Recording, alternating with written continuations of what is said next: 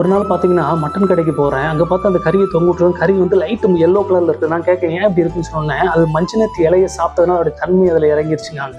அதே மாதிரி சில நேரத்தில வந்து வேப்பங்குலைய நெறைய சாப்பிடும் ஆடு வெட்டும்பொழுது, வெட்டுறதுக்கு முன்பாக. அது வந்து பார்த்தீங்கன்னா, அந்த கறி வந்து லைட்டா கசப்பும்பாங்க. அந்த கசப்பு தன்மை அதில இறங்கிருது. ஆனா மீன் மட்டும் பார்த்தீங்கன்னா, பிறப்புலேருந்து இறப்பு வரைக்கும் கடல்ல அந்த உப்பு தண்ணீயிலே இருக்குது.